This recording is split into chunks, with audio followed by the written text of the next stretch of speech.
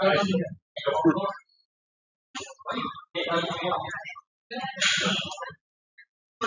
so gradient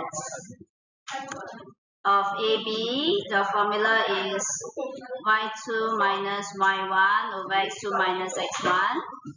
So gradient given is 3. So before that you can label x1, y1, x2, y2.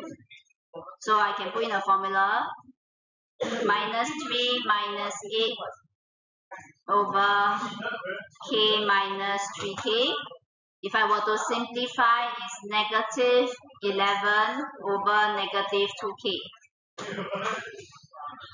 Okay, now I simplify it first like this, and then it will be easier for me to later evaluate. Okay, so after this, I can multiply both sides by 2k. Okay, multiply both sides by 2k to get rid of the 2k at the bottom. Correct? Okay, if you don't want to do that, you can also consider simplifying this first.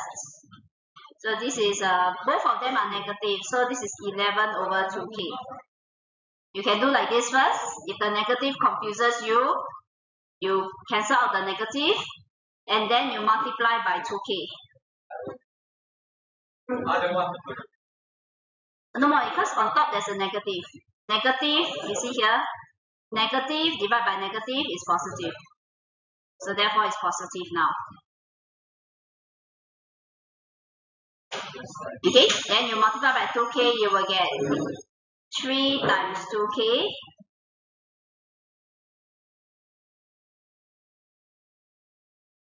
So 3 times 2k equals to 11. Okay, I got no space, I will write it here. So 6k equals to 11. What is k?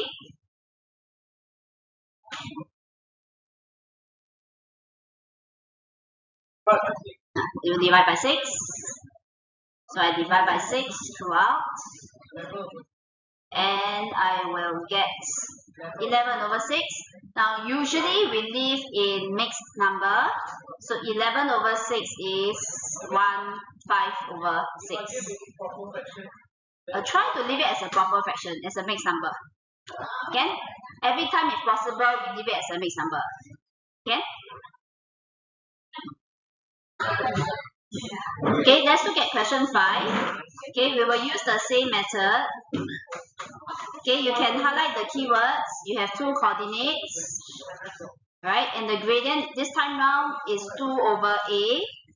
So same thing, you label your coordinates x1, y1, x2, y2. So later it will be easier for you to use these coordinates. Okay, so gradient equals to y2 minus y1 over x2 minus x1. Right, and then you substitute the numbers inside. Gradient is 2 over a equals to 1 minus a over 2a minus 9. Okay, so it's the same idea, but this time round your expression here looks a bit more complicated. Don't worry. Okay, you have 2 fractions here. What you can do is you can cross multiply. So a you cross up, the 2a minus 9 you also cross it up. So you will get 2 times 2a minus 9 equals to a times 1 minus a. Okay? Okay? The idea is the same as you multiply both sides by a and 2a minus 9. Okay? Cross multiply, the idea is the same. Okay? If you don't want to use the idea of cross multiply, you can see it as you multiply by a and 2a minus 9 by both sides.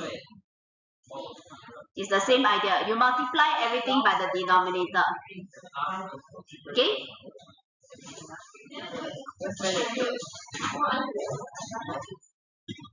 Okay, then after that you expand, open up the bracket. 2 times 2a, 2 times negative 9. So 2 times 2a gives me 4a, 2 times negative 9, negative 18. Equals to, same thing, a times 1, a times negative a, which will give me a minus a squared. Okay, then you realize, hey, this looks like a quadratic equation. Okay, so if it's quadratic, what do? Quadratic. Okay, so for quadratic, you need it to be equal to 0, so you rearrange it. Okay, so you have the a at the negative a square here, you rearrange, so you will get 4a minus 18, you rearrange, so minus a plus a square. Okay, now I'll simplify it. I will group them together. I put a square in front. A square plus 3a minus 18 equal to 0.